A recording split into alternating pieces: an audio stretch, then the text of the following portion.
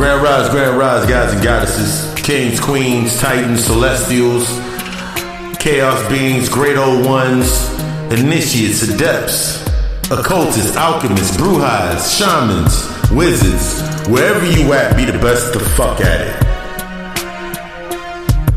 Remember, today's the only day that matters. Remember, you're the only one that matters. Because everything's a reflection from this point, and everything's a reflection of you. Welcome to the G.O.D podcast. I'm your host, your master of ceremonies, spiritual occult, psychologist, Papa Lucifer. This is season 3, episode 36, Black Box Down. Last week we got into the axiom effect. The axioms control the points that make that black box. It's time to take that black box down. That box in your mind that leaves you locked into your humanity, it has a password, but that password has a dual purpose. It's also the self-destruct code. And this week we're going to get into the aspects of spiritually transmitted diseases and the effects of staying too long in a certain space. We're going to break it down, of course, with the guy thought that is going to bring a little bit of this into perspective. Then we're going to do the weekly reading. This is a discernment reading to get us some more clarity. And then we're going to get into this session. Yeah. I just want you to be fucking great. And the only way to be great, to tap into your true power, is to let go of the control that the shadow holds over you. Tap in to the pain, tap into the trauma, to tap out of the bounds that hold you back. Let's get into this.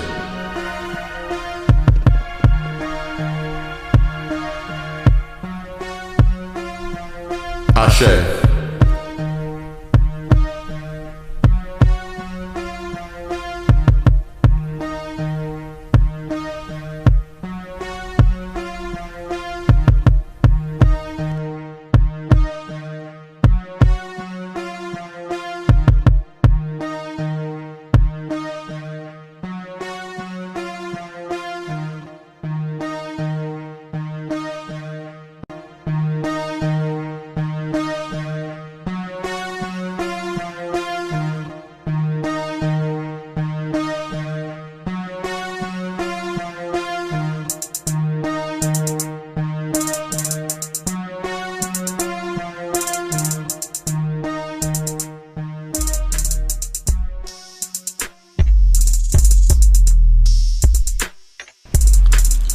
God thought.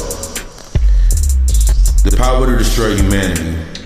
Your life as you have come to know it, through repression, emancipation, becoming unforgiving, and hardening that identity of that ego that cracks at the peak of a new age, where the fears are your only challenge.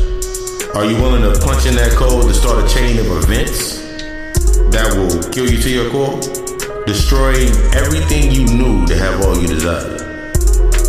That's my thought about Pandora's box, or the Ark of the Covenant, or many of these tombs from the mythos, where the Philosopher's Stone is held, where the Holy Grail is held. I'm talking about the subconscious. Last week, we got into the axiom effect, those points of black people are this and white people are that. This week, we're going to get into the black box, specifically about getting your frequency in order, understanding your level where your frequency's at, and what happened when you stay too long in a space where it manifests. I've heard the talks about spiritual attacks, But I wanted to take this episode and I want to get into the spiritually transmitted diseases. We all know about hexes, but there's some other ones. And I took myself and gathered the information and put it together. And another one is one that is affirmation insufficiency displacement syndrome, or AIDS. The inability to create energy to sustain the intent due to the displacement or the lack of discernment to build healthy boundaries. Weakens the auric field. And the other one is the collective resistance to abundance, boundaries, and separation, or crabs. We hear that a lot of times when other people talk about crabs in a barrel or whatever. But it's the companions of lower frequency connecting to tethers, which would be the hairs of our insecurities, our traumas, and our other stimuli, resulting in triggering, itching, only scratching the surface of the issues for quick relief. These are just some of the examples of staying in that safe zone or the contracted spaces within the frequency. Suffering in the existence or the filth of humanity is a breeding ground for the spiritual sickness, and we have to rise to heal. Yeah. But we don't get deeper into this after we get this weekly reading. Thank you for choosing to guide out.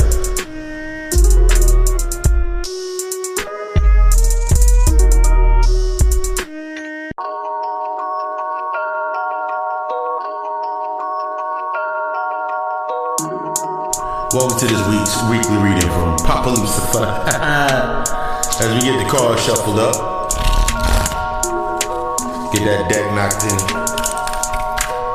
Got my rings and shit in the way. Can you hear my jewelry? That's fine. Nah, not really. Let me be serious. This is going to be an acting and discernment reading. I felt like I wanted to put a title to this reading because usually I'd never give the title out. This is a discernment reading. Because as we're moving forward, we need to move forward with more clarity and less judgment based on the feelings, the thought, and go more to the feeling as we grow healthier on our intuition. So as we pull the first card is the King of Swords. The King of Swords stands for mental clarity, intellectual power, and truth. Second card to be pulled, the Hermit card. This stands for the aspect of soul searching, introspection, getting in touch with being alone for that inner guidance. The third card to be pulled is the Four of Coins, or the Four of Pentacles. This talks about saving energy / money, because you know we talk about energy, not the byproduct. That security, that feeling of that scarcity, and that feeling of where our control is going to lie at. The fourth card that's been pulled is the authority figure, the Emperor.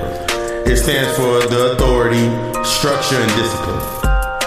That masculine, that nurturing, that provide and protect figure. And the fifth card to be pulled is the Knight of Cups. This stands for the creativity, your charm, your imagination, your beauty, your hard work in that space. Let's get into this reading. When it comes to discernment, the King of Swords indicates that you have a new mental clarity. And this will aid in the transparency of your honesty and that much needed truth that you need to move forward in. It is up to you to make the decisions to reinforce these new boundaries that you're coming into. In all areas of your life, they're all a reflection of your growth. You might be worried about the perception of caring to the new compassion of detachment. That detachment is most needed right now. This has brought us to the aspect of the Hermit card. I love the Hermit card.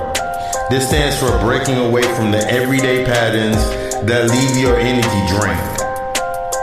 It's time to go inwards. Leaving the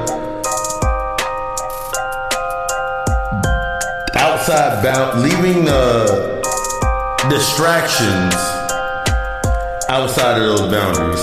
Finding your light will only reinforce the strength of these boundaries. Lighting the standards like a runway to clear for the trajectory for your new goals. And this leads us into the aspects of our much needed time to ourselves that's read by the Four of Pentacles. That self-examination is going to be needed of your relationships with your energy / your money. So that energy that you need to start working on is this. That Four of Pentacles represents the aspects of that self-reflection. Are you accumulating wealth and investing wisely, or are you desperately clinging on to every coin, afraid to spend your energy for fear of losing grasp of an already fading ego? A lot of the times when we come into a space and we're coming into our new self, we're coming into that new energy, our abundance, we're falling in love with ourselves, we're growing ourselves, we tend to make this line in between ourselves of, should I do this or should I do that? That's why when we go back and look at the Hermit represents the inner clarity and the spiritual growth, while the Four of Pentacles represents the scarcity of the material possessions. The higher that you go, when people think about spirituality, you gotta be broke. That's not true. What you're doing is you are letting go of the material possessions that are attachments of your identity. The things that keep your image intact. That image that your old, remember the infrastructure gotta fall for you to actually step into your higher self. The key will be to learn to spend on things that are feeding your soul and not feeding your ego. That's one of the biggest things for a lot of people when they come into their spiritual self, when they're coming into their awakening, they're coming into their growth, they're going through the healing process. You tend to get frugal with your energy, or we tend to become pious. We tend to not want to have sex. We tend not want to do things because we feel like they're low vibrational, when actually in actuality, you're going to be spending a lot of your time with that Hermit card cultivating the higher aspects of the things that you have a lack of discernment with. This is represented by the aspects of the Emperor, adapting a more balanced and providing role in matters of family. Remember how I was talking about family? Family are the ones that support your growth and are there into that path of your growth. The ones that are related to you are related to you based upon the conduits of the pain and the traumas and the shit that you went through in your past. So we're talking about providing for our family, providing that runway for our soul tribe and our soul family to come into the place. The knowledge acquired by the separation, applied by that self-examination, will give you the respect and authority that you so much deserve, giving you clear vision of what you desire to create. Allow the influence to force the others to either step up to the line and no longer put you down. Remember, that's the biggest thing. When you're moving forward, you're gonna have a lot of individuals that are gonna look at you and be like, what are you doing? You shouldn't be doing that. There's gonna be a natural space and distance. You have to stand in your boundaries. You have to stand on your square. Stand in your truth. If they want to come up here to you, then they're gonna come up to this space. If not, let them fall down by the wayside. It's supposed to happen. This is gonna allow you the ability to use that gained knowledge and expertise to shift every aspect of the courses in your life for your true alignment. This is going to give you the thriving beauty of the moment of now. The creative motivation through action.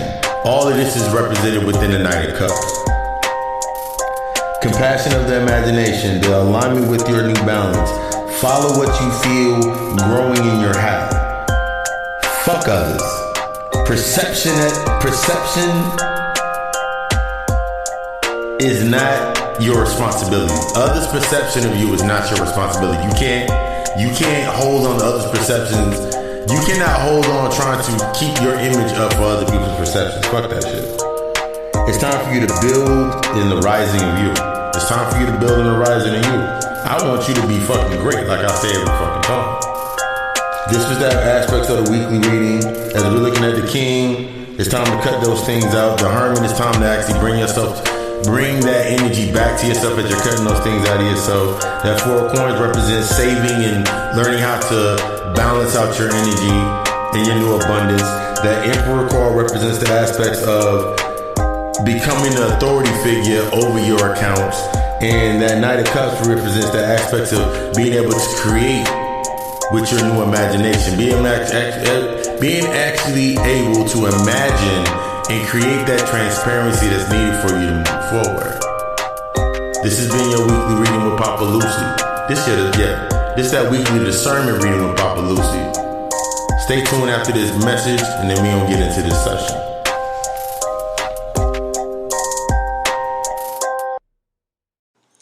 You feel like you got a voice? Feel like you got something to say? Feel like you have something that can move the masses or get everybody tuned in, and you want a bigger audience? Whether it can be anything from something like the God Hour, or anything from like sports, news, fashion week, whatever it may be. Let me put you on to something. The easiest way to do it is with the Anchor app. Biggest thing about it is free. There's creation tools that allow you to record and edit your podcast right from your phone or your computer.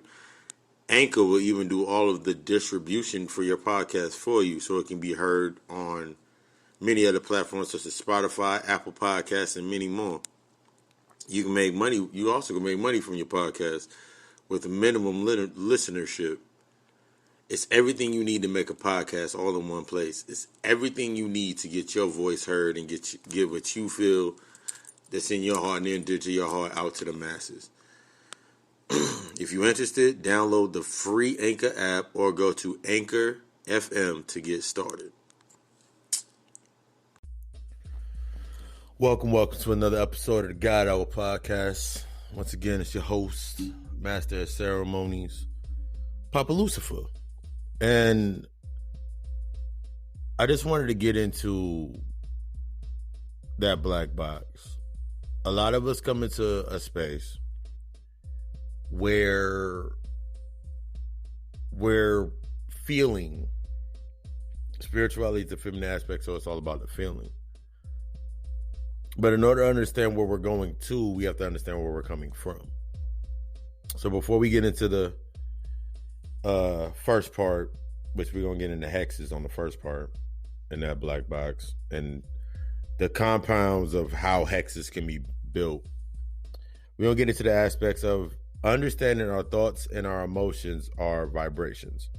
From the lowest aspect to the highest aspect, which the lowest aspect would be the contracted, and the higher aspects would be expanded. That means you go above. When we think about that fear wave, the fear wave is quick and fast. So it's always hitting multiple points at once to get an advanced set of stimuli. And I talked about it a little bit. During the Meditate and Elevate Monday. And I wanted to get deeper into it because it's going to be a topic we're actually going to be touching on. We're going to carry this topic out throughout the week and get deep into it on Friday because it's a very deep aspect of shadow work. If you don't understand if you don't understand where you're at, you don't understand how you contract what you get. As I said before, if you did not know that anything under 40 hertz is scientifically brain dead. Anything under 40 hertz is scientifically brain dead. So when you hear us talking, when you hear me say things about let the dead lay with the dead, these are aspects that you look at when you're thinking about the dead. Ones that are always in constant grief, constant shame, constant guilt, constant grief. Even looking at it, and this is when you also understand like the root chakra, and most people are not vibrating above the root chakra. The tip end of the root chakra is grief at 75 hertz. The lowest point of where you're rooted at in your root chakra is at 20 hertz, and that's shame. So when you look at a chakra chart, a chakra chart, and you think about, you feel ashamed of being, you feel ashamed of where you came from, you feel ashamed of all these things, and then you look outside of yourself when you're seeing this narrative of something keeping you in this constant state of shame, it's keeping you rooted in your root chakra. You'll feel ashamed and not even realize why you always feeling tired, fatigued. All that shit comes from you're not vibrating at a high enough rate to even attain pulling down any energy. This is like when we think about the low vibrational spaces. Coming in at 30, guilt. Coming in at 30 hertz, guilt. Guilt is right there at that 10, like right there. Think about guilt. What are you guilty of? Every time you hold in the guilt, what do you think you're going to manifest? And we're going to get into a lot of these aspects of manifestations, because as you look at these, this is how these, as I break these down, you're going to see exactly, I'm going to give you that illustrated picture of how each one of these actually matriculate and form the spiritually transmitted disease of the hex, because you feel shame of something, you feel guilt based on something, and then that's how that, like the aspect of how a hex, remember, it can't attach to you if it's not within you. So then right above that at 50 is apathy. Apathy is the state of no feeling, loss of interest.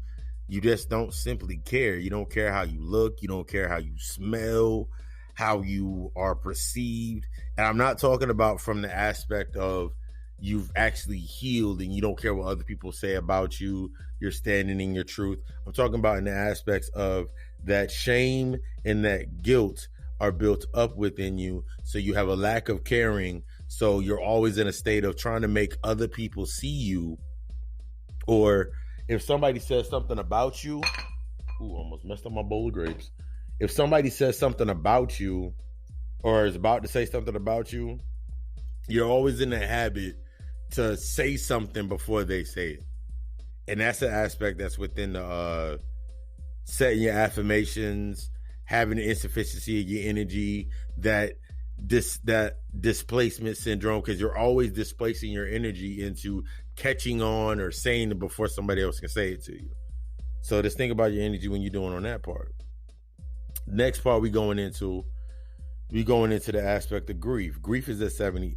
50, you're just above living. So you're charging your energy. So you ever been around somebody that has a lack of interest? They don't care about what they need to do. They don't care about their life. They don't care about what they really need to do. And they're always in that state, and you're always trying to bring them out of the dumps, but they won't. This is all based upon accepting responsibility, acceptance in yourself, that accountability, that responsibility. These are some of those narratives that are within that space. Right above these at 75 is grief. And then right above that at 100 is fear. Fear is still within the contracted aspect, because as I'm looking at this chart, and I posted this chart on my social media, when you're looking at this chart, just look at how that spiral, that's a spiral effect.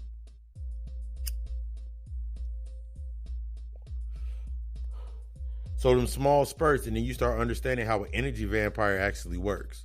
You start understanding how certain people do certain things and they say certain things, that are in a certain space, they're in a certain mind frame. You start understanding those things to the deeper narrative. Right above desire at 150 is anger. Right above anger at 175 is pride. Right above that is courage, which is at 200. That's in the aspects of your desires and your fears affect your confidence. So when you're looking at this chart, you would see your desires and your fears affect your confidence. Your shame, your guilt, and your apathy, they affect how you move in your everyday life based on what you're grounded in, what you're rooted in, based on those traumas, based on those family pains. And as we're going above that, the things that stop you right there in that green center where your heart's at, is the aspects of your pride, the aspects of courage, the aspects of neutrality. Right at 250 is neutrality, is the neutrality aspect. The neutrality aspect is you're not picking a side. so you don't have to deal with it. So you're like, I'm not thinking about it. It don't bother me, so I'm not thinking about it. You have to deal with these aspects to move above that space. This affects your courage. This affects your ability to, this gives people usually a false sense of pride.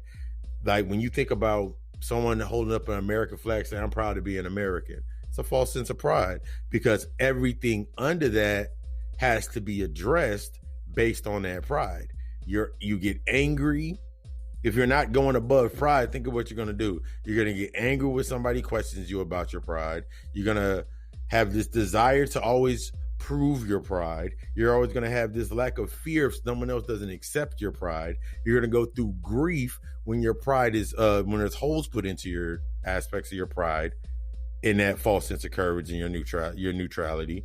You're going to have that. Then you're going to start feeling like you don't feel like waking up, that sense of depression, that apathy. Then you're going to be thinking, because you're thinking about guilt and you're thinking about shame. It's a downhill slide. It's a downhill slide. But let's go to the highest aspect of your vibrations is enlightenment. That's the knowing. So I want you to look at this. I want you to really take this chart in to understand what frequencies that you have to go through, understand and go through in order to get to your enlightenment, and why it's so important. Because when you're vibing at that 700 plus realm, when you're moving in that 700 megahertz frequency, that's the frequency of the 3D. That's the gate of the 5D. Anything below that, anything below 200 megahertz is within the realm of the 3D. That's all in the aspects of attachment. So you feel shame in letting go of this. You feel guilt in not saying this. You don't feel anything. You're feeling grief. Now you in fear of letting go.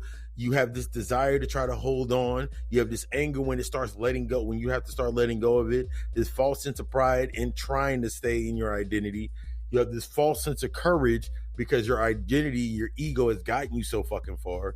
Now you in this state of neutrality, like, I'm good. I ain't got to worry about going any further than this. And that's where a lot of people do in that backdoor ego aspect, which we'll be getting into this Friday. Until they can't reason. They can't have the actual aspects of acceptance. They're not willing to learn. They don't have the true aspects of love. So they can't really feel joy because they stuck feeling guilty about some shit. So they never going to be at peace. So as we said, these aspects of your thoughts and your emotions are your vibrations. So when you vibrating at a certain rate and you start seeing things come around you, when you vibrating at that certain rate and you start seeing things always happening to you and you always feeling bad, that leads us into the aspects of hexes. That leads us into the aspects of that leads us right into the aspect of hexes. As I flip my page so I have my notes in front of me, I'm gonna give the cast the spell of bewitch is the traditional aspect of what a hex is, but I have a deeper definition that I put together as I'm flipping through my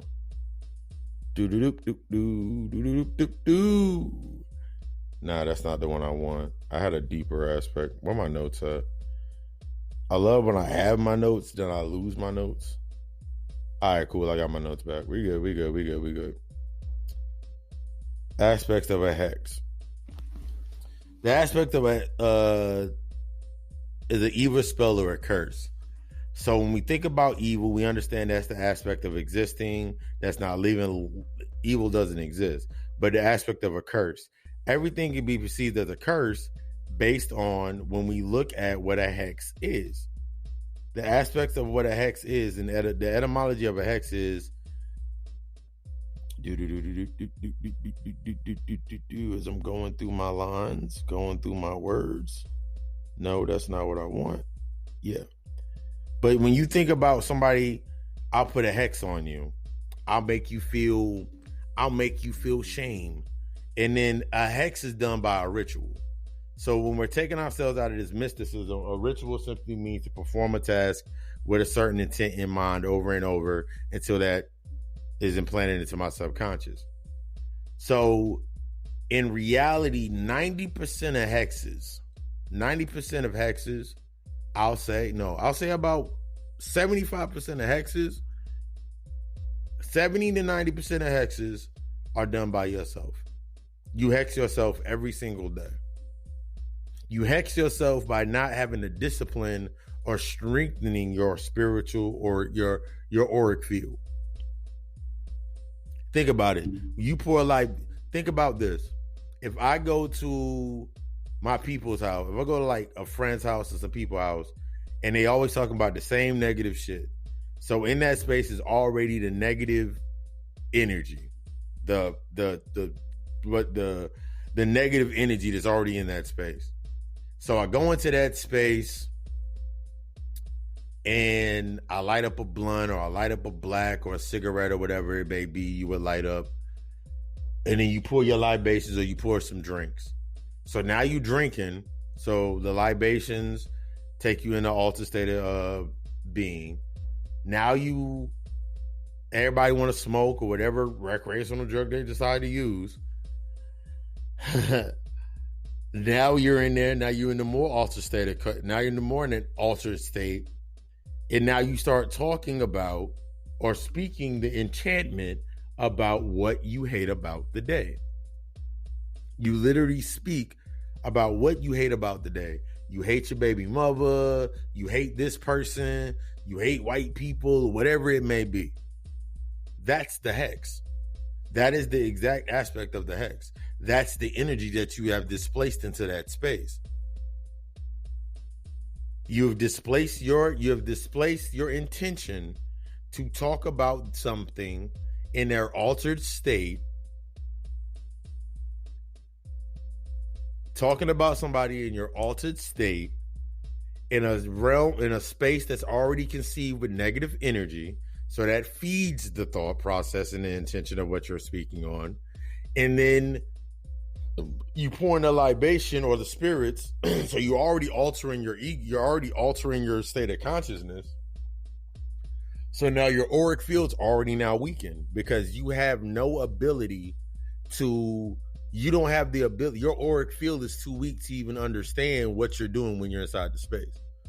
And then you wonder, you wake up the next day and you wonder why your job don't get any better, your relationship don't get any better, any relationship at that matter don't get any better. You wonder why your life don't get any better.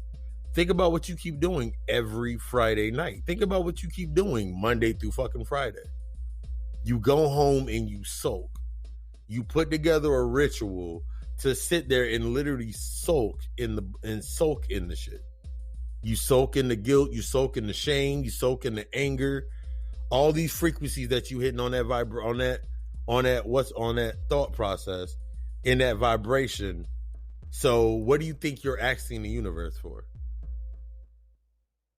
More of the same shit. Because remember, the universe is simply only a reflection of your higher self. So just by simply thinking it comes into fruition. Now there is on another end somebody with a higher aspect of energy, and this is real shit when it comes to hexes. Somebody with a higher aspect within a spiritual energy. You feel me? They have a higher sense of spiritual energy. I mean, they're able to pull down more energy than you. That's simply what that means. But they're still in a low vibrational state. That means they're still activating on shame. They're still activating on guilt. They're still activating on the plane that you're on. I remember thinking about this, and I went harder into it when I listened. I remember back in the day when I listened to a Bobby Hemmett lecture, and he was explaining somebody tried to put a hex on him, and he said, "Nigga, I'm too high up. That shit don't faze me." And I was like, yo, that's the aspect of you being on a higher frequency.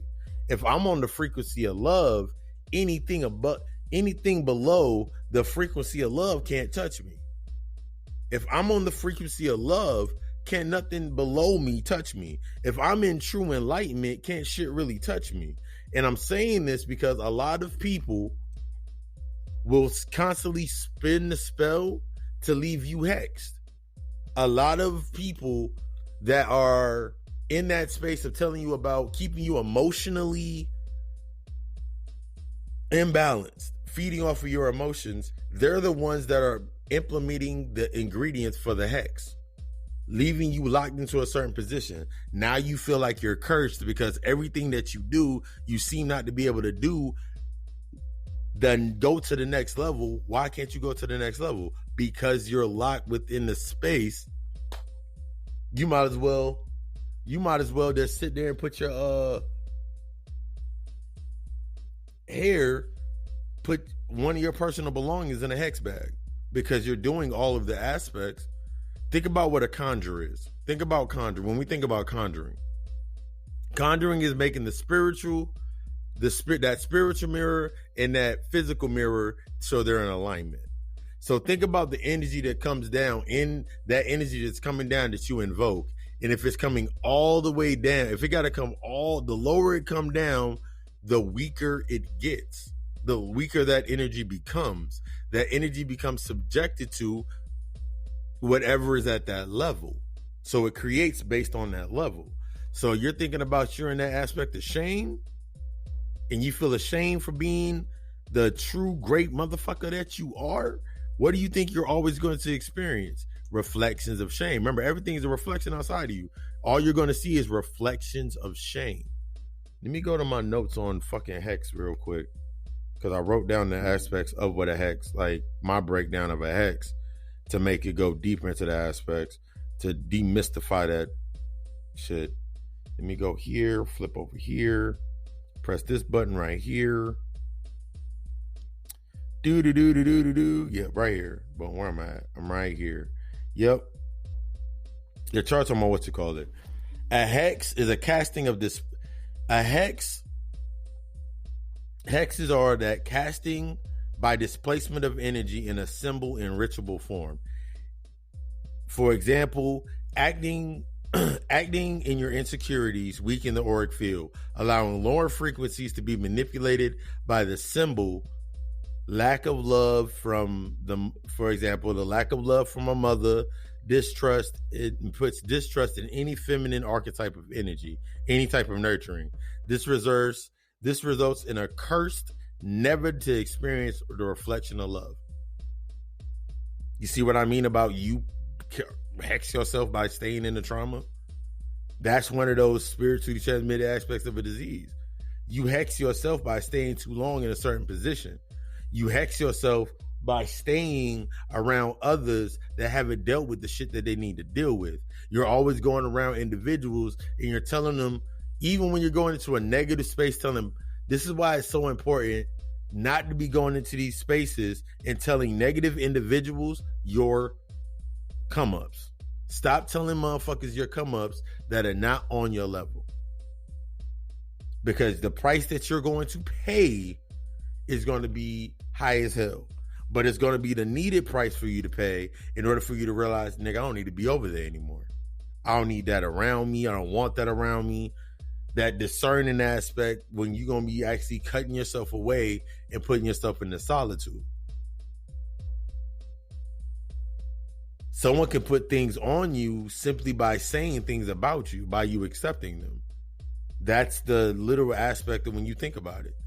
If I was to sit here, I use another example. A chick walking by you, shorty got bundles in, she looked real exotic, and she rub up against you.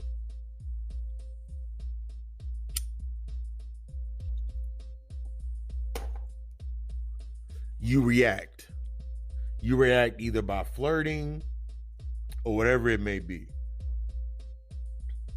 Just her having you, that's why it's so important now that the motherfuckers just be touching you, you be saying shit to everybody. You just being in that space with her, think about everything that is based on her image, that is locking you into that space, that's making you feel a certain type of way. She's acting on your insecurities. Man, chicks this cute don't bump into me like this. Think about the aspects from both sides. She can be feeding off of your insecurity in your weakened ass auric field because you paid her attention. You're paying these low level aspects attention. Why are you arguing over shit that doesn't even matter? All because you have a sense of pride because you came to a certain level. You have this sense of pride with yourself and you're getting by based off of your pride. You're getting by based off of the lustful desire to be seen. Even when anything that you do based on that level, and this is taking us up out of the aspects of piety, anything that you're doing based upon the trauma is bonding you to the trauma. Anything that you're doing based upon the trauma is bonding you to the trauma. So the longer that you don't heal, the harder it's going to be for you to get to those higher levels because you're growing more attachments. We think about this when we think about the physical aspects of the world. I think about the physical aspects. You'll sit here and be proud as fuck that you hustle and you work every single day. But in reality, have you built any savings? Have you learned how to invest? Have you learned how to put anything up for the rainy day? Have you done anything higher than where you're at? That's going to be your challenge. In order to go to that challenge, you got to break that curse or them generation. This goes into generational curses or those original axioms that we talked about last week. I grab my water. Those original axioms that we went into last week.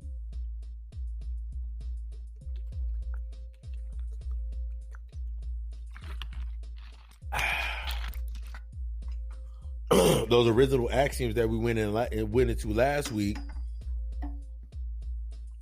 that those are your new, that creates the symbol. When we think about these black boxes inside of our mind, that impenetrable box, that box is only impenetrable based on our identity survival. That black box that has the symbol, that sigil that you've written on, that whatever symbol you created into it, that sigil has the power that you have created by ritual, repeating this, doing that constant state of repetition, and that negative aspect, that grief, that shame, that fear, that hatred, that anger, that lack of understanding, basically, that's what empowers that symbol. This is what I mean by the shit can't phase you if it's not within you. No enemy. I have no enemy within, so I have no enemies without me. No enemy, nothing formed against me shall prosper because I have no enemy within. So think about really think about this when you in that aspect of you feel like somebody's hexed you or put you in a bad position. You're the only one that could put you in a bad position by accepting the thought process or the perception that someone put you in a bad position. Someone can put things on you when you're in a weakened state. Remember, under 40 megahertz is scientifically dead. You're scientifically dead. So if you're acting in fear, anger, pain, any of these lower aspects of the vibrational energy, guess what? You dead.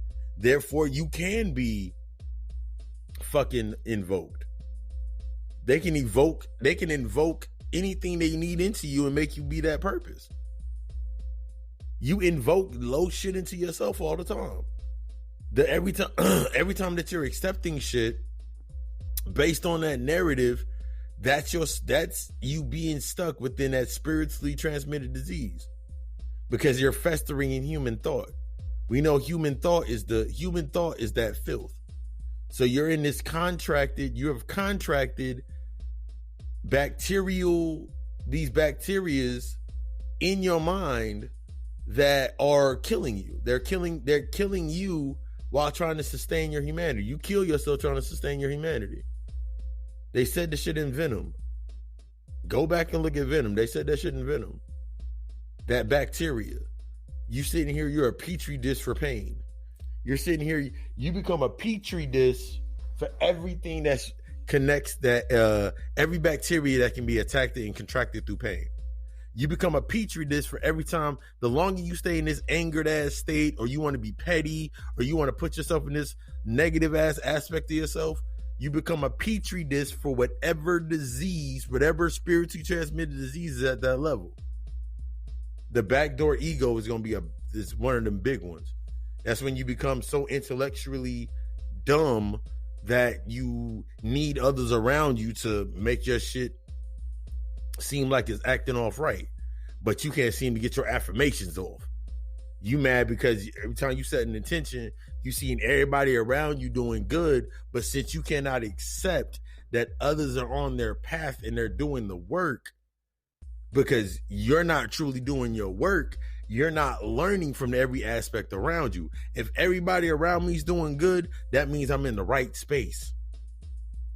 If everybody around me is doing bad and I'm doing good, that means I need to get up out that space. That means I don't need to be around them. And this is going to be that key when it comes into your discernment, that everybody ain't coming where the fuck you going. These motherfuckers are cursed. These motherfuckers are cursed based on their own thoughts.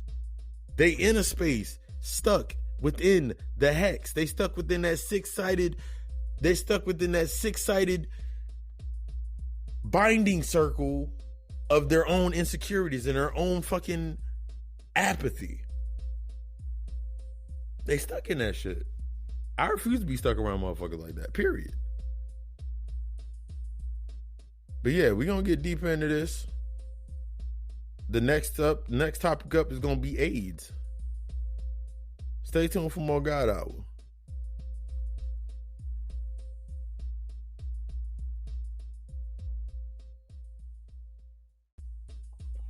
Welcome back.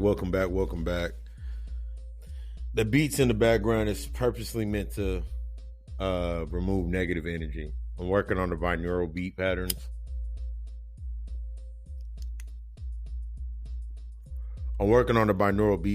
And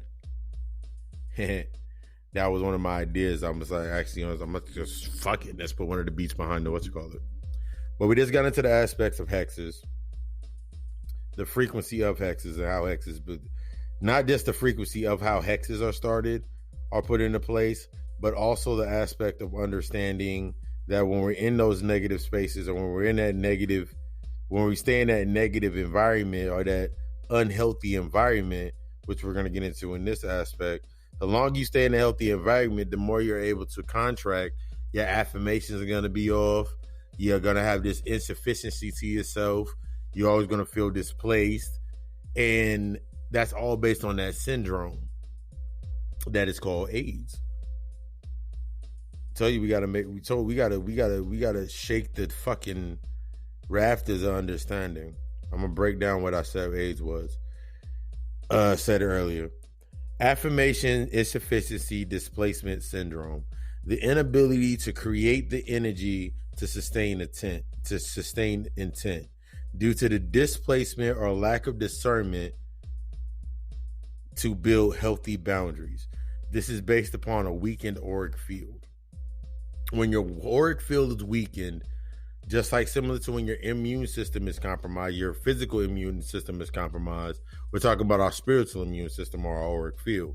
When our auric field is low, that means those T cells that were based upon when you think about the aspect of AIDS, your T cells or your blood counts are off.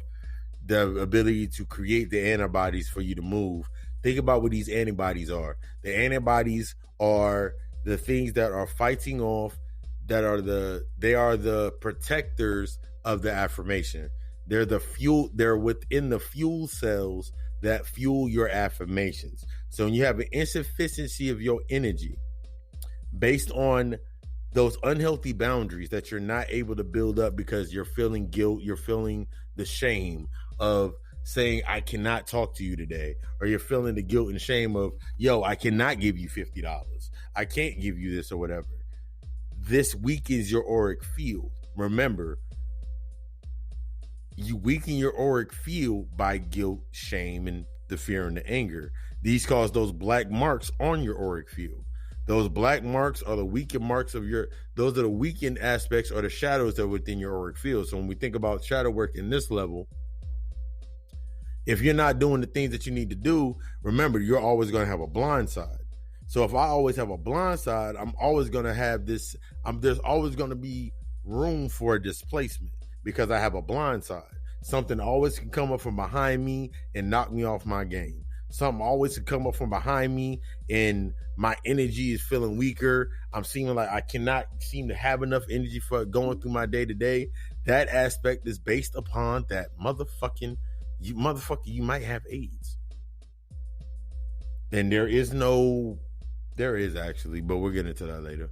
But you thinking about the aspect of, think about where the fuck you at. Staying in that negative space, dealing with them negative ass friends, dealing with negative ass people. The reflections of yourself, that stuff, it's different when you're healing and you, okay, cool, I've healed myself. I'm in a space of healing. I'm in a good space. My house is in order. My money is right. My energy is flowing. Everything's going good. But think about every time you put yourself around. Do you ever feel displaced every time you go around family? You always feel displaced when you go around that friend. You just feel like out of place. You feel like something ain't right. You feel like you got to force the conversations. You feel like you got to force shit. You gasping for air. You more thirsty. Some of these symptoms, like you're being more thirsty. Some of the symptoms are your anxiety's riled up.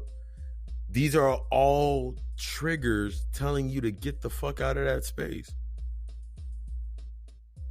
You ain't set the boundary. It don't matter how much sage you burn. Really don't matter how much sage you burn if you keep going into the negative space. If you know something is toxic and you say out of your mouth that I know how to move around it, no, you don't. Because you can't move around toxic energy if you're directly in the space. Unless you got home court advantage.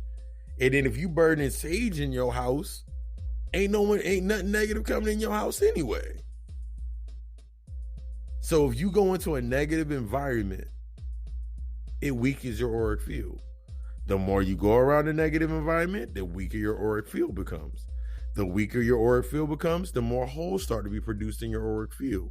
The more holes that are in your auric field, the more pouring of negative energy pours into the lower your spiritual immune system is, the more susceptible you are to those aspects of hexes and those ritual processes that keep you locked in and keep you reverting back to old shit. It's all in the science. It's all within the formula of how you move and do your life. What conversations are you having with people? Here's a big thing. Are you having conversations with people or with individuals based on solutions or problems?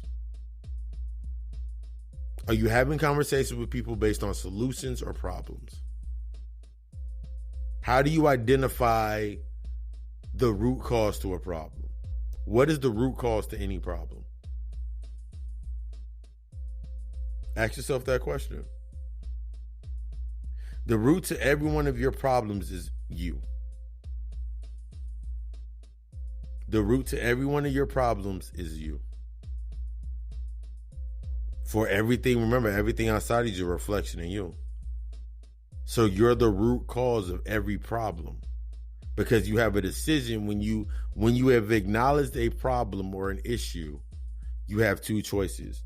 Either you're going to reject and repeat, or you're going to execute and evolve.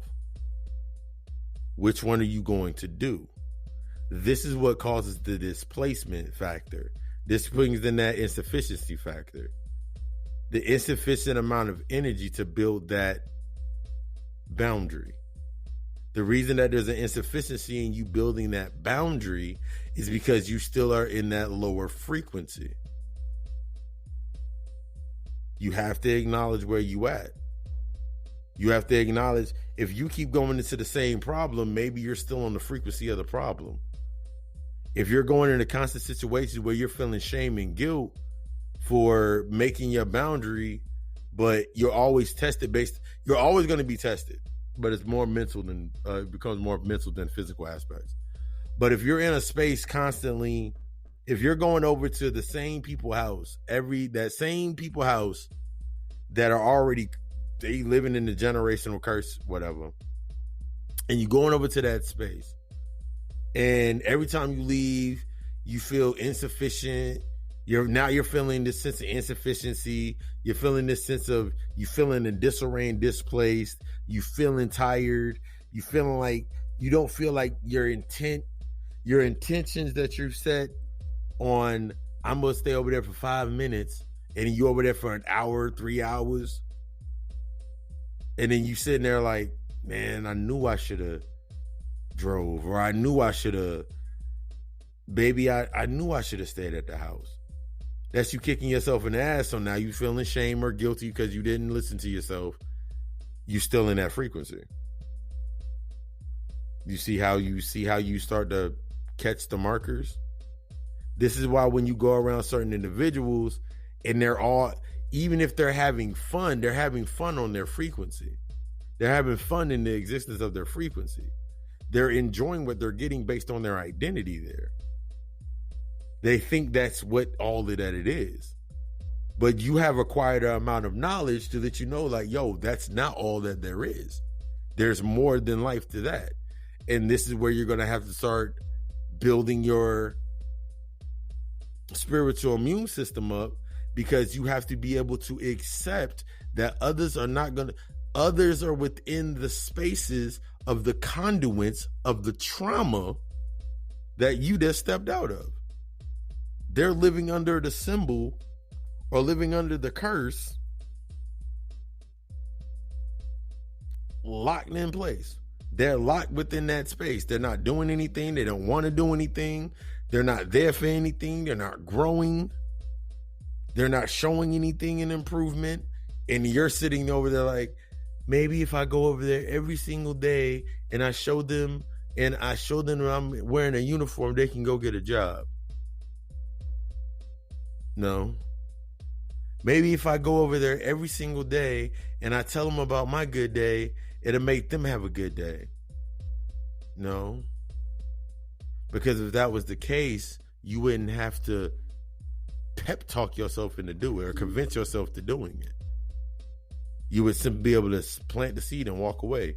Even when you do it, plant the seed, you got to still walk away. Either way, you're going to have to walk away. Either way, you're going to have to walk the fuck away. Because staying in that shit is going to be nothing but detrimental to your fucking health. Remember,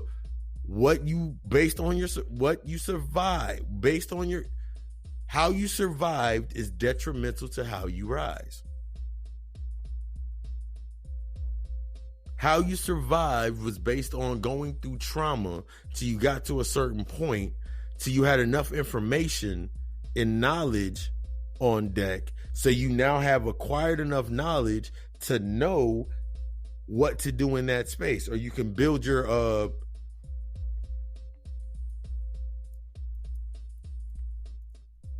formula in that space. Now because you're in a new mindset. Now you won't find yourself reverting because you champion that aspect. You looked into that reflection. You looked into the repetition. You looked into the consistency of negativity. You looked into the aspects of what was causing you the displacement or keeping you in this constant state of friction. You keep looking at these things. Now you're looking at, okay, cool. Now I got to move with a new sense without judging based on my thought process and start judging based on my feeling. How does a child know when something's hot? How does a child know when something's cold? You don't know it's hot until you don't have the information about something being hot until you touch it and it burns you. You don't know something's cold till you touch it and it has the aspect that it makes your fingers, it gives you frostbite. And until it gives you a cooling sensation on your fingers. So are you going to get 3rd degree burns or 3rd degree frostbite? Keep going into that same space?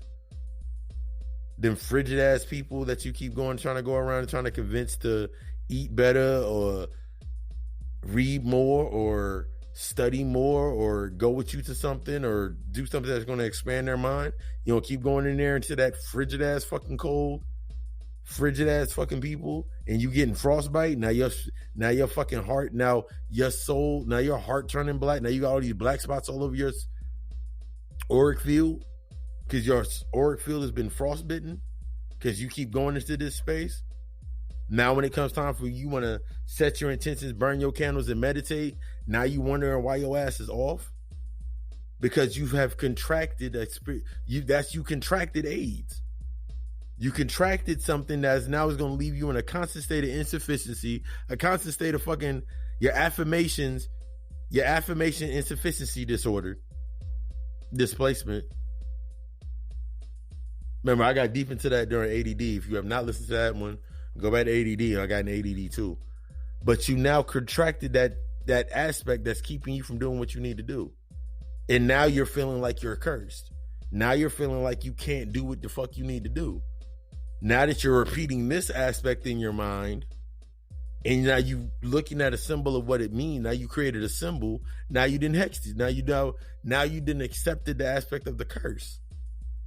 All because you ain't doing your fucking work. You ain't moving out of the space. Once you've healed, move out of the fucking contaminated area. Once you've healed, move out of the contaminated area. Are you afraid to press the button for self-destruct? That box that you have all of your feelings about that one individual in your mind. The other boxes that are lined up in that shelf in your mind that all have good memories and bad memories and good intents. In those boxes are the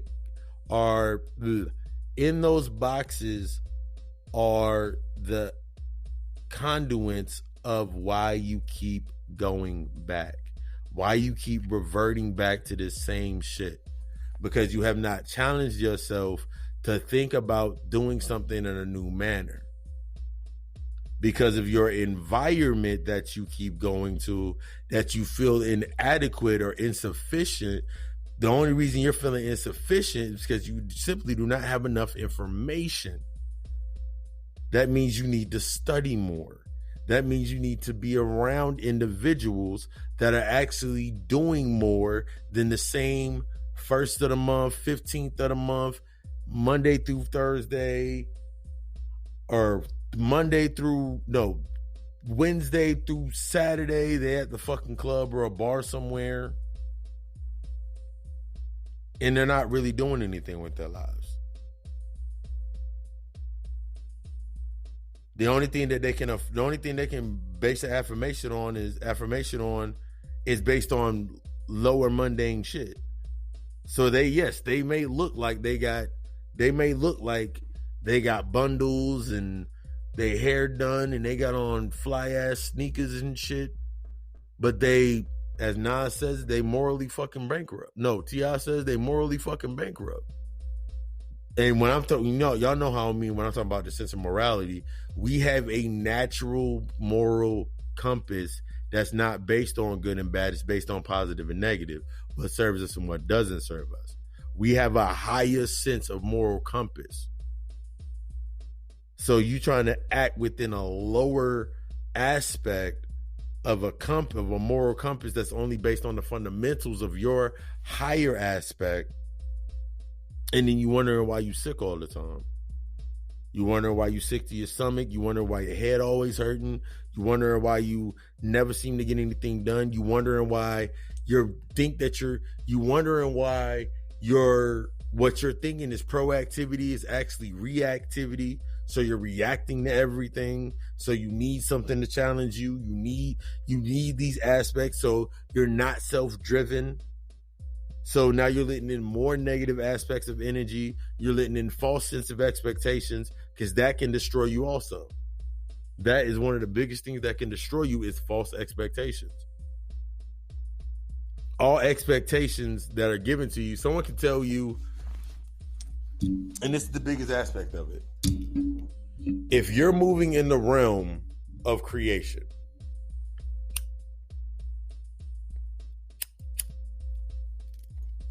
if you're moving in the realm of creation, you know your power, you know your validation, you know you're in alignment, you know your wealth, you know your abundance.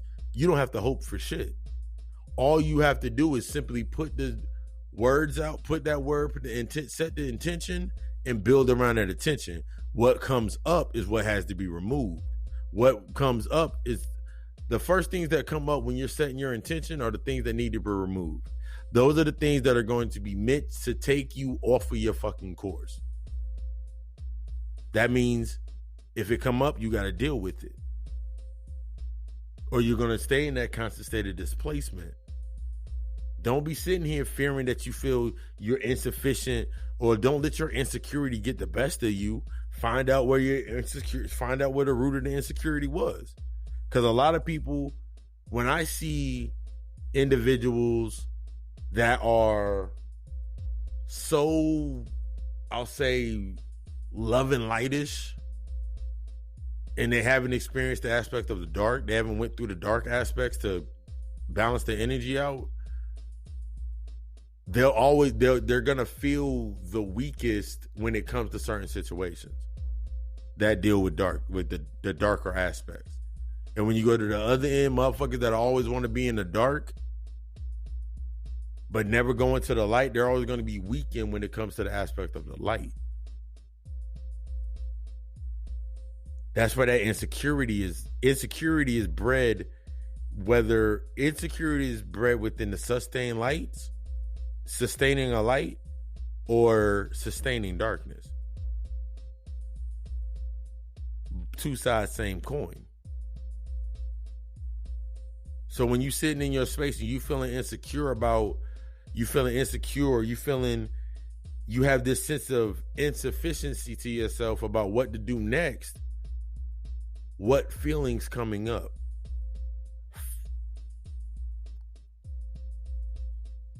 Capsulate that feeling.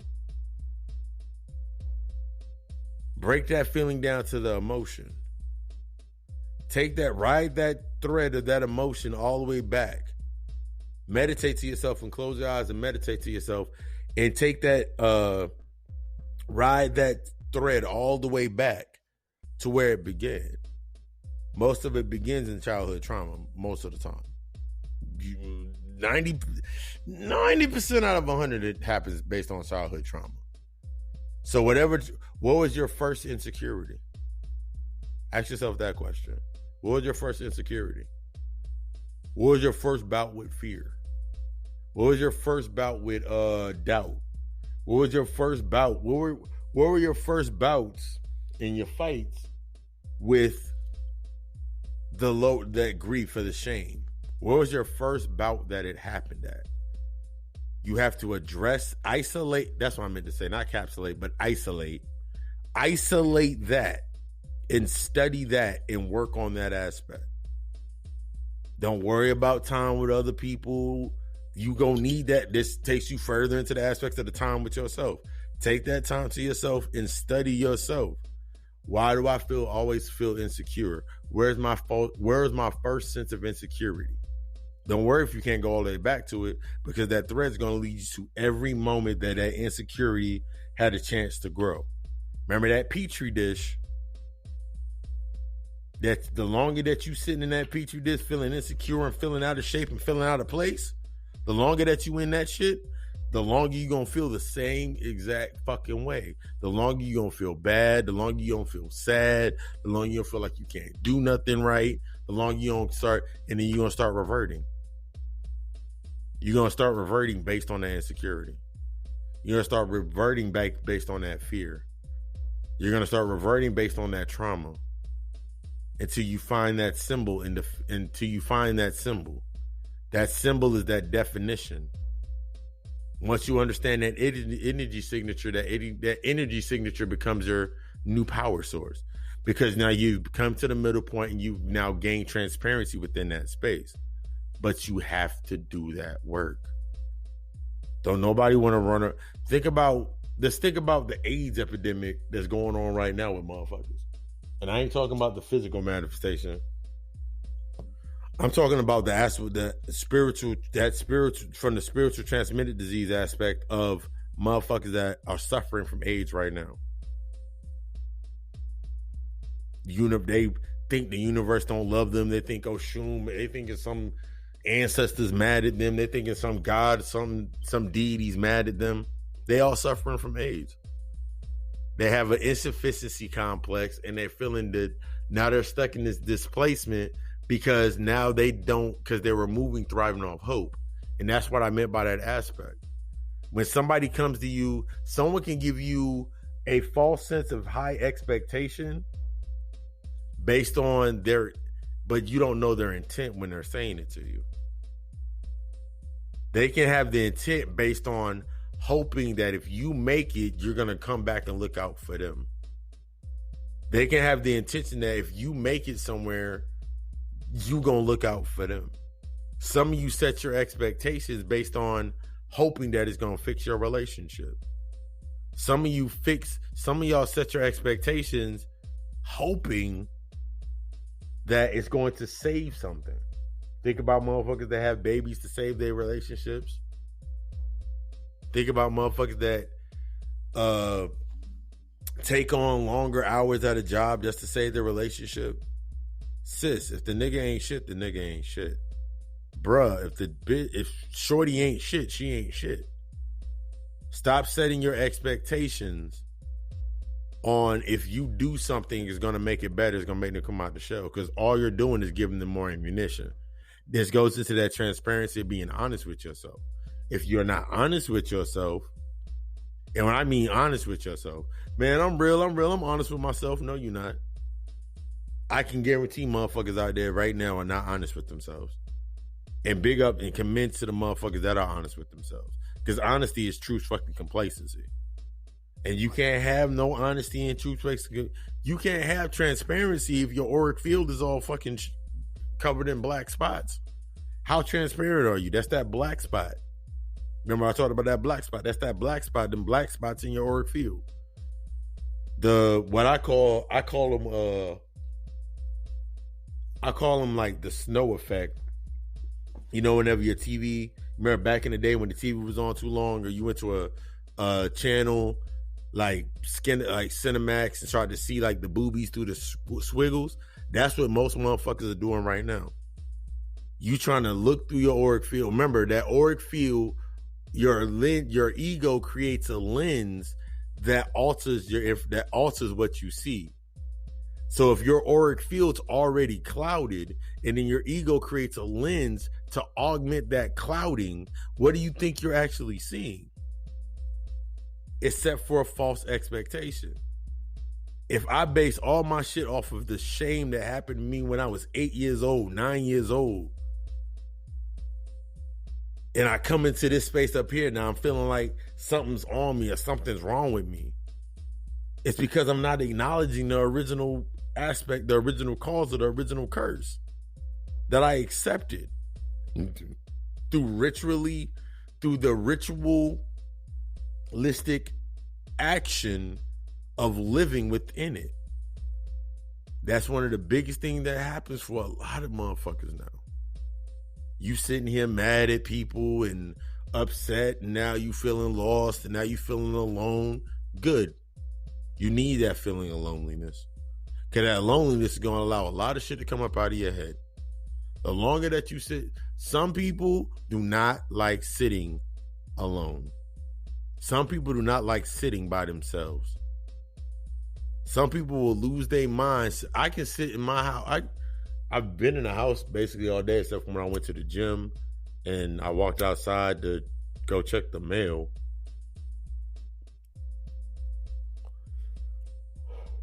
But I love this solitude. I love solitude because it gives me a chance to actually work with my thoughts. It gives me a chance to actually build things. I sat here most of the day and I was putting together video ad treatments and notes and putting everything together for the podcast like I do every Monday. That's a boundary. That's a discipline. Remember, it takes a lot more discipline to do what you want than to do what you can. It takes a lot more discipline to do what you want. The aspect of days off change. Your affirmations are now strengthened by your intentions because you changed because you've raised that level of insufficiency to sufficiency. You've taken that displacement and you turned it into discernment.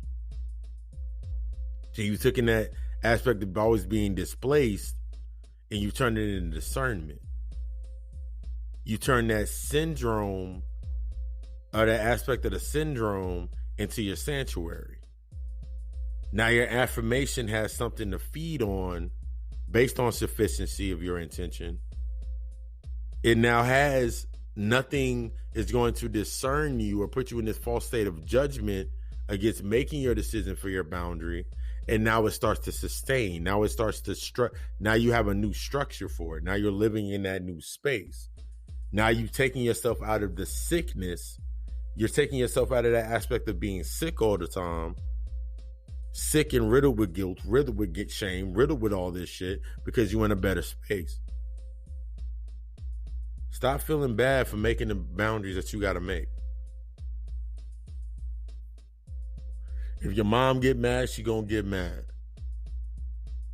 If your girlfriend get mad, let her get fucking mad. If your boyfriend go let the motherfuckers be upset with you because you setting a healthy boundary for yourself. Let them be mad. Let them be mad. Let them be upset. Let them be them. Let the dead lay with the dead. Let them stay in their little 40. Let them stay in their aspects of you're no longer reflecting shame and insecurity and anger and all that shit, so they can't feed from you. But after this break, we gonna get in talking about those aspects right there. Is gonna lead us into our third segment for this week's session. Stay tuned after this for more God Hour.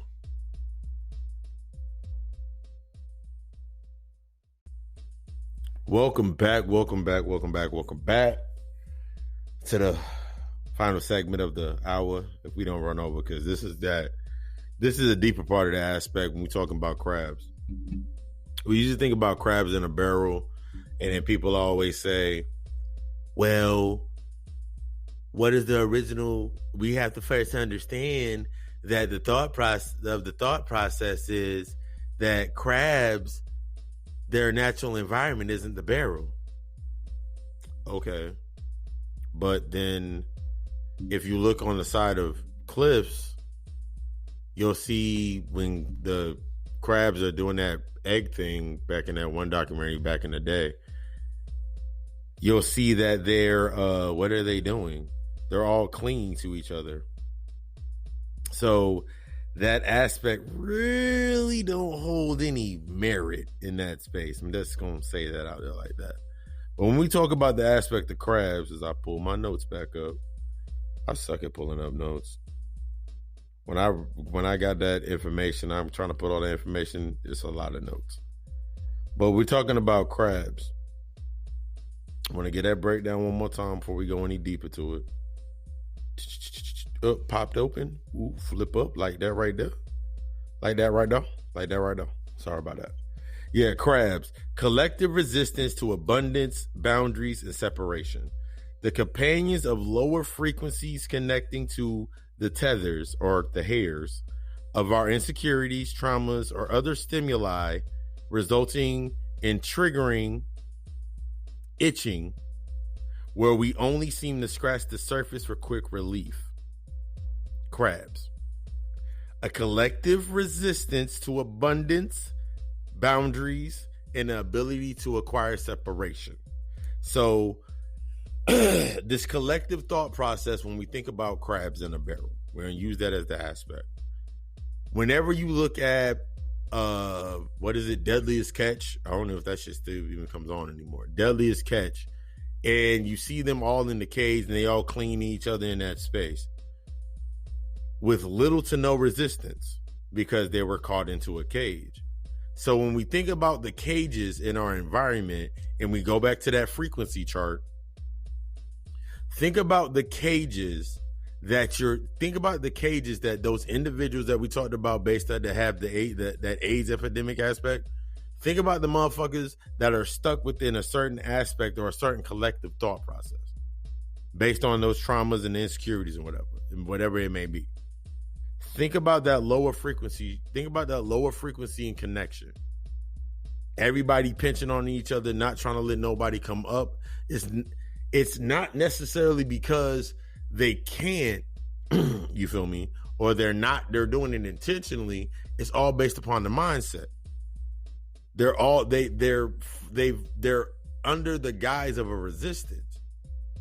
If I step out of my shame, but I'm not setting a boundary based on me stepping out of the shame, so I'm not removing other aspects that I use to nurture my shame, then what do you now you got this itch every time you go on. Now you got an itch. Now you got to scratch your itch. That scratches the filth of that human thought that got you doubting yourself, that led you to the shame. Remember, those thought forms need to keep feeding.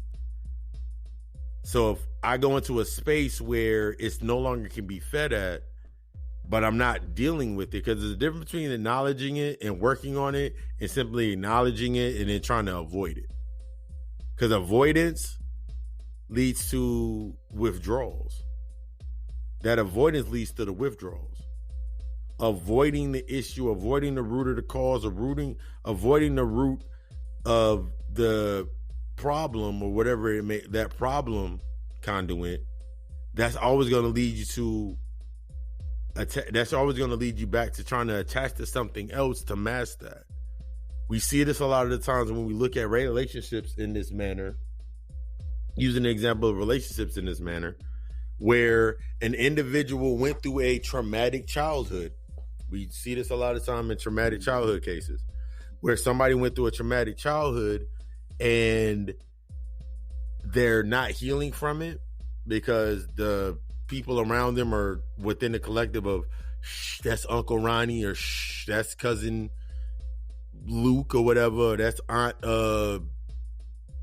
Cheryl May, or whatever the fuck her name may be. They're still attached to that aspect of the trauma. So now, since they're attached to that aspect of the trauma, they're now tethering, trying to find something else to connect to mask that aspect of that attachment to that trauma. By me hiding behind a wall, I have cover.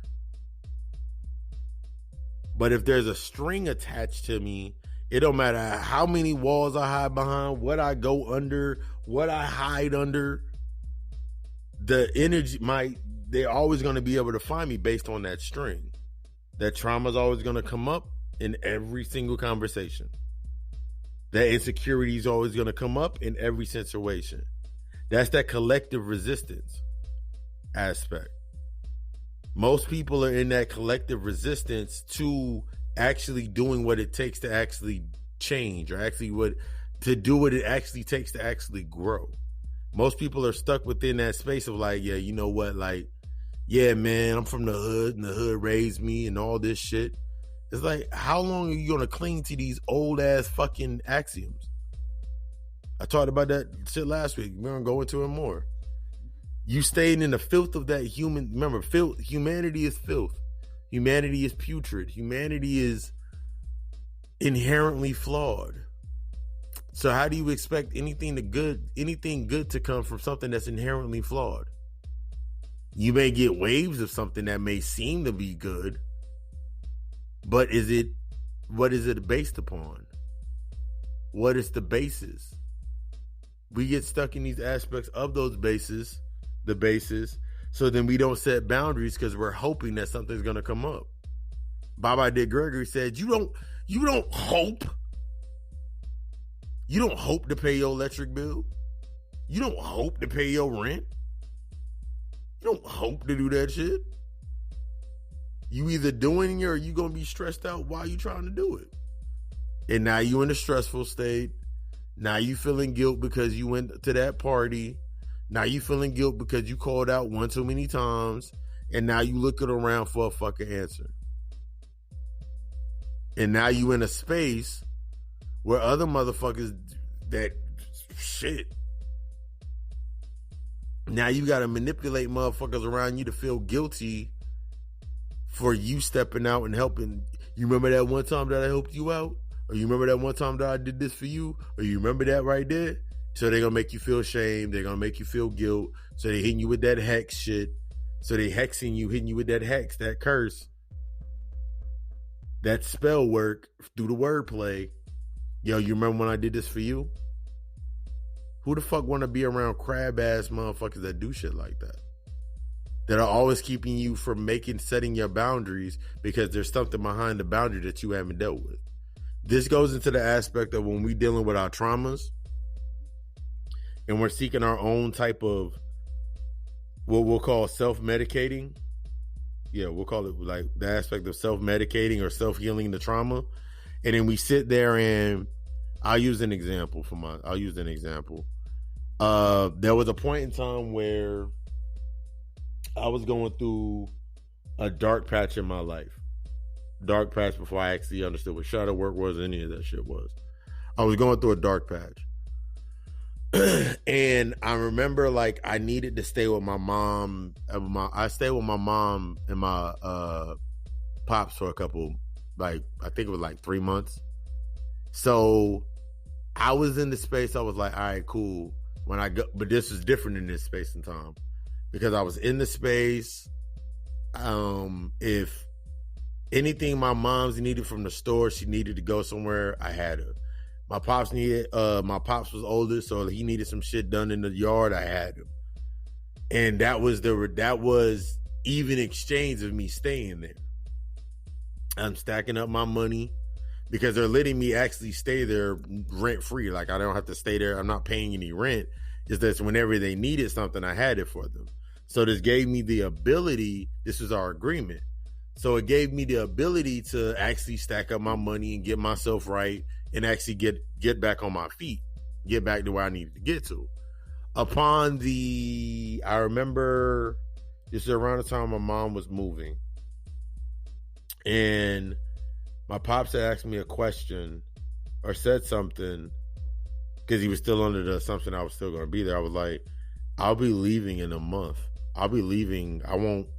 There's no need to really do that because I'll be leaving in about 2 months. I'll be good and I'll be ready to do my thing in 2 months.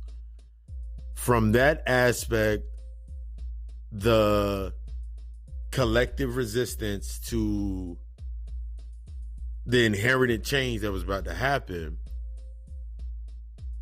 came up in his side. And he was like, oh, okay. And then he got in feelings, emotional downtrodden. He was hurt. Instead of displacing, because he couldn't displace from a healthy space because he didn't understand like me setting a new boundary for myself. His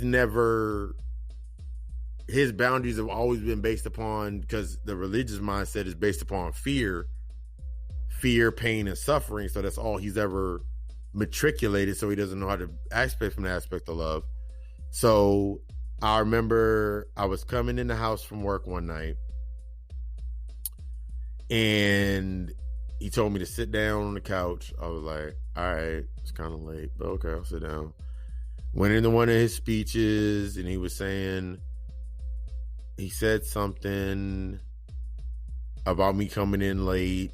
Like he was bringing up all this stuff. I was like, and at this point in time was like the first time I was like, is this because I'm leaving next month? Because as I already said, I set this parameter on what and then he bring up, you've been here this long without doing, I said, but no, because I've done everything that you guys asked of me. I even made the statement that if you need anything, all you have to do is ask. But he was still stuck in this space of, shouldn't have to ask for anything. And in my mind, I'm like, if you don't ask, how can you get it? On my mother's side, her lack of discernment was based on, the entire time that I was there and I was giving her money for this and doing aspects like that, giving her money for things and going to go buy groceries. I remember I was like going to go buy groceries every other week for them simply because I was getting groceries for myself. So I said, fuck it, I might as well filter up the house. So every moment and chance in time where my mother had an actual time to build a savings, every moment in time that my mom had a time to actually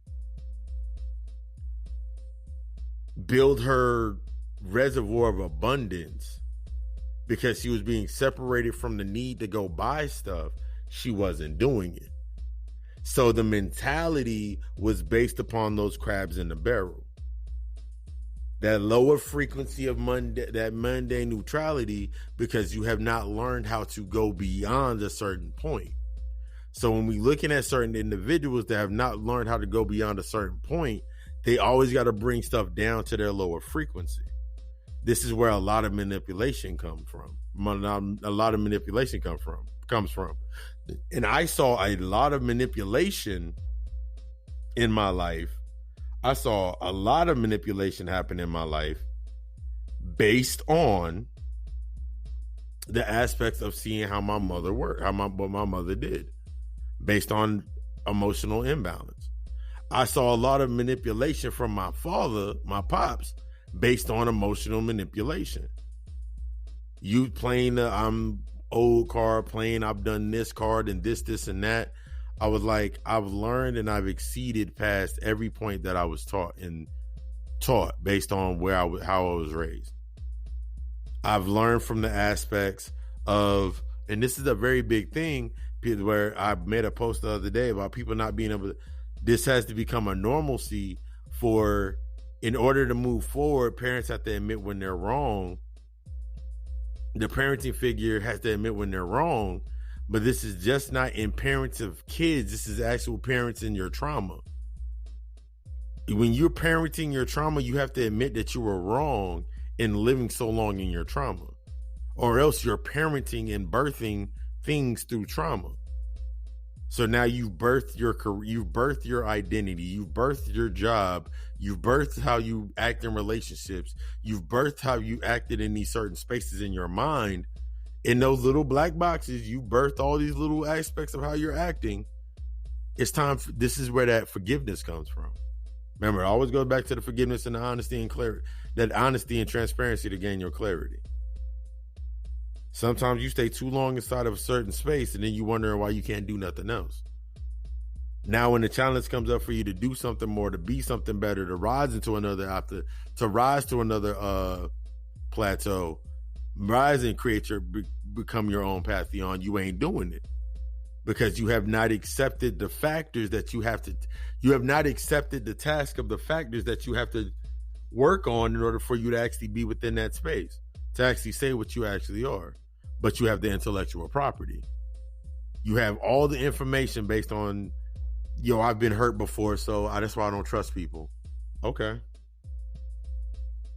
How are you going to attract anybody that's trustworthy if you don't trust yourself? Because that's what that boils down to. If you have a lack of distrust for others, it's because you have a lack of honesty and transparency to the trust of yourself. Trust is based upon knowledge. Trust is based upon research and gathering the knowledge. Trust is based upon applying the knowledge. That's why apology don't mean shit in some cases. If I walked into my mother's house and my pops was putting his hands on her and looked at me and he apologized, the only reason he's apologized because I walked in and caught him doing it. This is just another scenario. So from there, my honesty becomes, I can't trust you. But my transparency is, what am I willing to do in that situation? This is where a lot of us fall short at and are scared of honesty. We fear actually being honest. We fear actually being transparent with our decisions.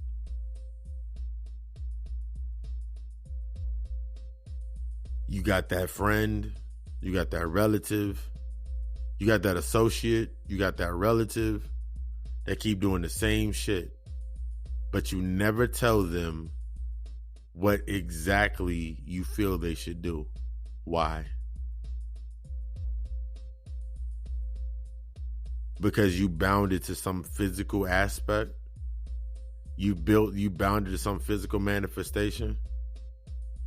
You've been in that relationship for way too fucking long, whether friendship, whatever it is, but you lack the honesty and transparency in yourself to learn why you're in that relationship in the first place. Therefore, you build this clouded fucking vision of that it's love. Or you'll say, I don't want to separate him from the kids, or I don't want to separate the family. Fuck that shit. And I mean that. You're going to have to cut them ties and be honest and cut them fucking ties and accept those fucking losses. Because anything's better than staying in the fucking traumatic space. Even if you really, when most motherfuckers really think about shit, I think about people that don't want to leave the relationship, even though they're the ones making all of the sacrifices. They're making all of the sacrifices, whether it comes to the financial aspect, the emotional aspect. They're doing everything.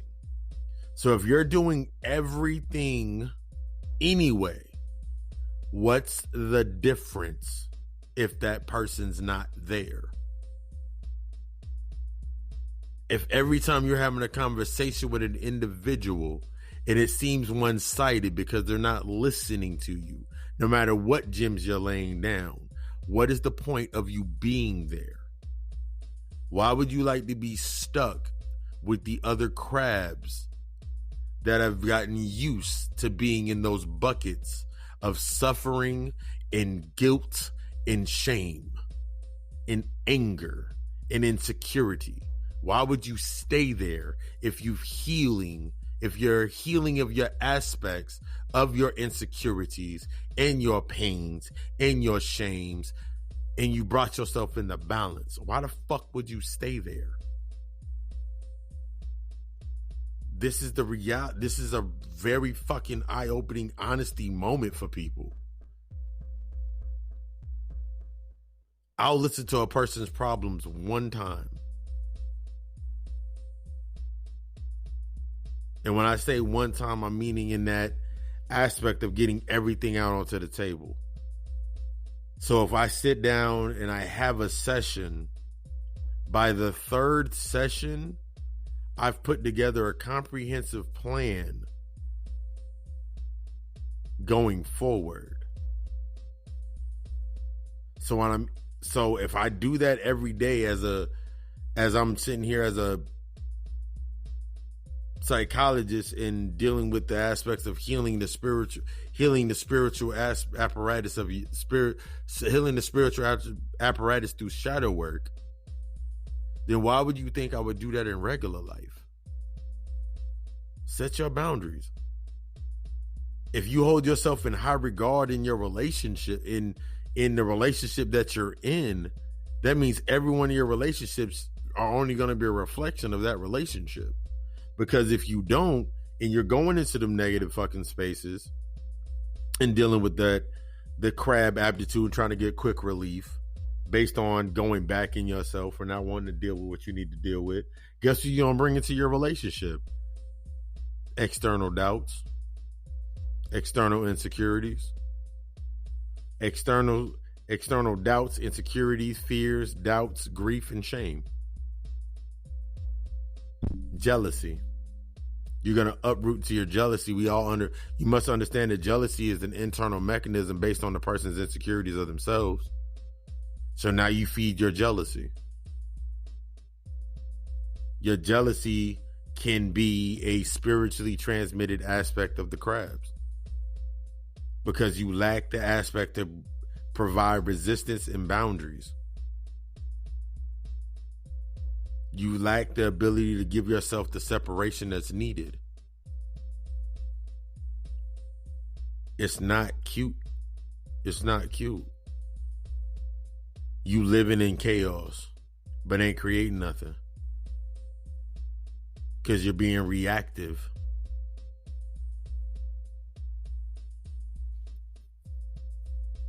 You knew the motherfucker wasn't any good when you met him. You knew she wasn't no good when you met her.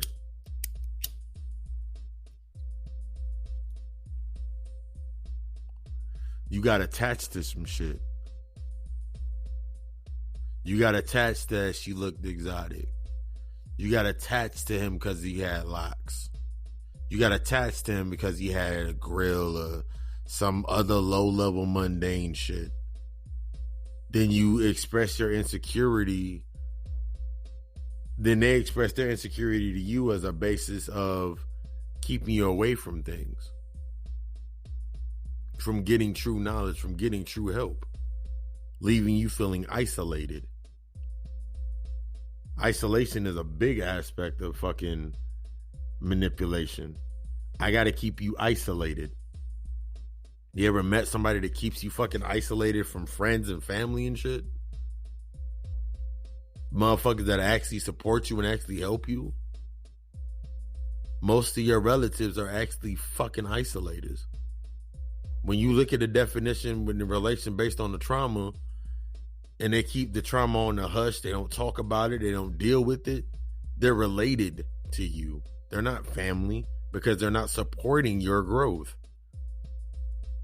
They're simply related to the trauma. The longer they don't talk about the trauma, the longer that you stay in that space. The longer that you're going to feel shame, the longer that you're going to feel guilt, the longer you're going to feel the shit that the longer that you're going to think on it and you're not going to act on the feeling. Now, since you're thinking about it all the time, but you're not acting on the feeling, you can't acknowledge the trigger. Therefore, you can't isolate the emotion. Therefore, you can't follow that thread of that isolated emotion to dealing with the problem yourself. So now you're feeling different if you come to me for some services, or talking to a healer, or talking to somebody. And this is also in the aspects when people say, you got to go within, and they give you the axiom, you got to go within, the knowledge is within. Yeah, you still going to, if you need fucking assistance in crossing that threshold, you need assistance in crossing that threshold. This goes into that ancient ass, crab ass shit that black people don't go to fucking therapy. That crab ass mentality of black people don't go to therapy. Black people don't talk about their problems. Most of the narratives based on that patriarchal bullshit or the toxic masculinity. And when I say toxic masculinity, I'm not talking about male and female. We're not separating the shit. We're talking about toxic masculinity or toxic knowing or toxic intellectual arrogance. Toxic intellectual arrogance or toxic masculinity. So that's another thing that we're going to be getting into on Friday. We're going deep into that. But that toxic masculinity is the number one lead to contracting the spiritual disease, the spiritually transmitted disease anyway. That acidic knowledge. The shit that's acidic to your fucking soul. Even though your soul can't be destroyed, your auric field can. So now your soul, now your energy is in danger. Now you moving in spaces because you in fucking danger. You fucking mad all the fucking time. You fucking upset all the time. You fucking depressed all the time. And if you ain't getting to the bottom of it, no one is going to go harder for you than you. No one is going to provide more love to you than you. Period. Motherfuckers can say, I'll love you more than you love yourself until you learn to love yourself. That is a narcissistic crutch. Because if you sit here and you love somebody more than they love themselves, you become their crutch. You become their curse. You become riddled with their curse. So now every blessing that you can actually go to, going to a new job, moving to a new place with a new job, learning something new, you're cursed never to be able to accept that blessing because you stuck trying to love them more than you love yourself. You stuck giving more to them than you giving to yourself. Set that fucking boundary. Please set that fucking boundary. This damn beat got me fucking going on this one.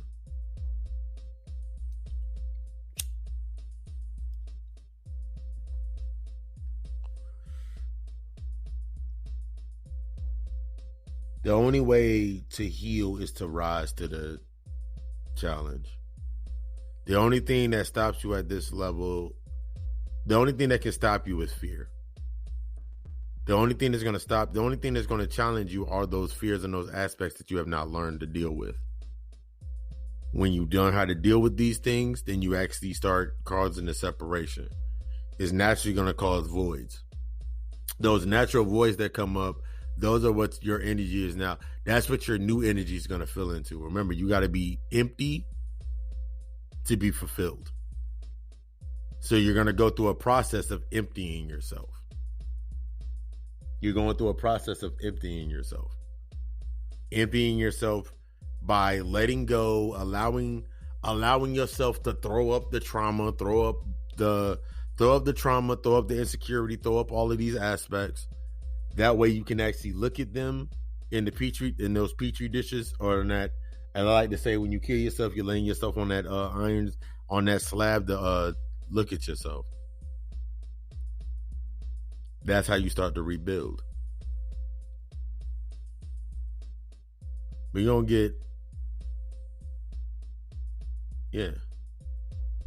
thank you for choosing the God Hour podcast.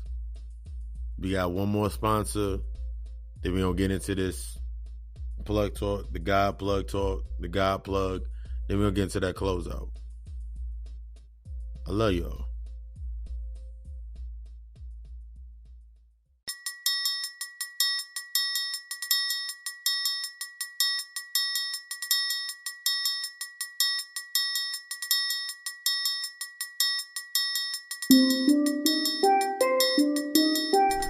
You know I had to keep you plugged in. You know we had to keep you plugged in. Welcome to this week's Plug Talk. I just wanted to take this moment in time to thank the monthly patrons. Thank the monthly patrons. Thank the ones that have subscribed to the YouTube channel, getting the information, subscribing to the social media. Tuning in every rising for the Meditate and Elevate segment on Facebook and Instagram.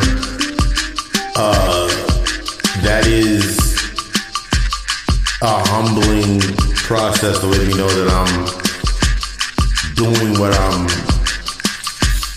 supposed to be doing. I'm just loving that shake on that. But yeah, as we go deeper into ourselves, the most important thing for us to tap into is understanding ourselves.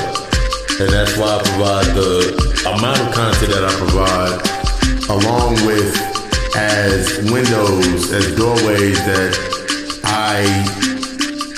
when I get the channel, when I get the download, and I put the information out there, when it resonates, and then that return back, that humbling factor going both ways to learn, to be open, and it just makes me become better. So I just wanted to thank y'all for that. That's a humble thanks for all the supporters and everybody on that. If you're interested in services, of course, everything from the readings, natal chart analysis, stay tuned for classes coming middle of next year.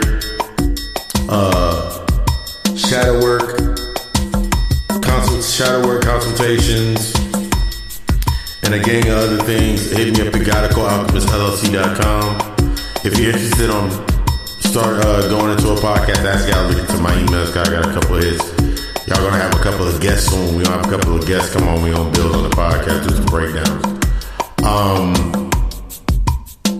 Sponsorship. You have a product or a service that you want to get on Plug Talk, or you want to get plugged in on a sponsor or break segment, hit me up at setcallingmejus@gmail.com. We can get that set up. Personal effects, asking questions, book list, you got a question on your mind, hit me up at papalucy666@gmail.com. or you can hit the number always 910-777-7708. Yeah. Since we got so deep into like a couple of the diseases, this Friday on the YouTube channel, Gotta Go Alchemist, that's my YouTube channel, we're going to be getting into spiritually transmitted diseases. We're going to go into a full spectrum of it. The backdoor ego aspect, the fluffy love and light aspect, the team dark side aspect. When you stay too long in a certain space, as we explained in this podcast, that's when you transmit the hexes. That's when you transmit the AIDS. That's when you transmit the crabs, the chlamydia, the clap, all these other diseases that are physical manifestations of that filth. That is your humanity, that human thought, or that ego. So 8 p.m. Eastern Standard Time. Gotta Go Alchemist, sexually transmitted diseases. We don't get even deeper into this. You know, we turn up on Fridays. We lit the Baron in, we lit Papa, we lit Lucifer in, we lit over there. Before we get into this, if you're listening to this on a Tuesday, remember, every Tuesday at 7 p.m. Eastern Standard Time via Facebook Live, Rock Hollow Nietzsche is the Facebook page. You know, we do the God Hour show. Slide in the spot. I do 4 free readings, a collective reading, and then we do readings and we go into another topic of discussion. I'm not going to give you the title for this week's discussion. But yeah, tune in, get a reading, get some clarity for yourself, ask some questions. Let's have a nice little breakdown. I don't like saying build because we breaking shit down. The only thing we building up is the next level. Everything else needs to be broken down before we build up. But what else? That was about it. Stay tuned for this week's closeout. Thank you for choosing the God Hour podcast. As it resonates, use that information to take you forward.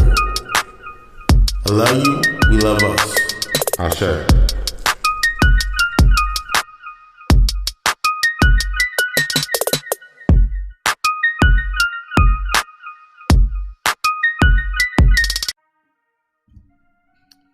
As we bring it to another close of another God Hour podcast, I just wanted to say, before I get into that, once again, thank you for all the supporters, all the listeners of the podcast each and every week. I appreciate the messages, whether you drop it in the DMs or you send me an email telling me that the provocative thought process that when I drop out the new message and it comes out, like, it's forcing that thought process of things. It is just putting you into that higher thought process for your mind. That's the key for it. Yeah. But when we thinking about the black box, the symbolism, the triggers, and repeating within the trauma, you only have one or two choices. Either you're going to keep repeating and giving power to that symbol, or you're going to take that symbol and put your power, like reverse engineer that energy back to you, bring it back to yourself. The only way to win and to take yourself into the space where you're trying to be and try to become better and try to be the best you, the only way to do that is by literally facing whatever it may be. When we think about these spiritually transmitted diseases, and we're going to be getting very deep into this Friday. We're going to get even deeper on Friday and throughout the week. When you think about those spiritually transmitted diseases and you think about physical manifestations, those are when we think about physical manifestation of disease, bacteria, and of that narrative of those things, remember, everything starts as an aspect of the mind. So if it's being matriculated through a certain point, if it's being matriculated from the macrocosm to a microcosm aspect, what do you think it comes down as in here? this is what we need to look at when we're thinking about our affirmations not being in order. Why we can't see, why we're always stuck in this collective of resistance towards something. All of these things, all of these aspects are when you're staying too long within a certain space. This is how these things are put onto you. Remember, nothing can affect you if it's not within you. If you've done the necessary work, what the fuck you got to worry about? That was one of the things that I said in last Friday's lecture. I was like, if your shit is really on point and you really doing what the fuck you supposed to do, what the fuck are you scared of? And for most people, it's actually doing the work. And that's one thing that I cannot stress enough, is actually doing that fucking work. If you have issues doing the work, find somebody that can aid you and assist you in doing that work. That's the whole process from me dropping a podcast, the amount of, like what I said earlier, the content that I put out, everything that I do, that's an aspect of bringing it to the surface so you can actually deal with it. Changing your thought process so you actually start dealing with these things. Having that honesty, having that transparency with yourself, being true to yourself. This is what it looks like to actually bring it out onto the table and actually deal with it. Put yourself in a position to actually fucking win. I just want you to be fucking great. And the only way you're going to be fucking great is by dealing with that shit. Having those conversations. Being open, not to the aspect of having that conversation based on, well, they're not admitting anything. You have your answer. That's the answer that you need. You're gonna get the exact answer you need based on accepting it.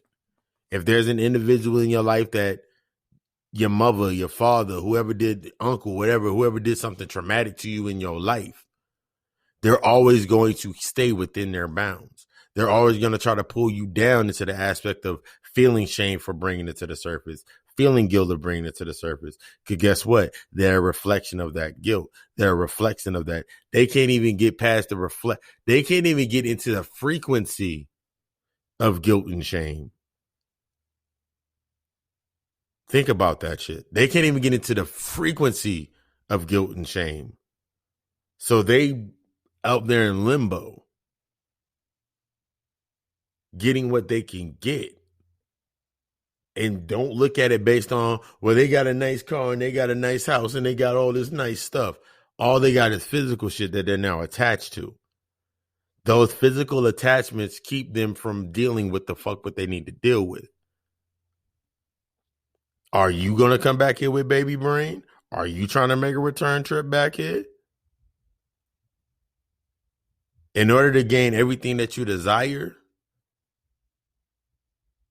to align to everything in order to gain everything that you require to align to what you desire, you're going to have to let that shit go and raise your vibration, raise your frequency. Ain't no other way but up from here. It's been another episode of the God Hour podcast. This is Papa Lucy, Papa Lucifer. If the message resonates with you,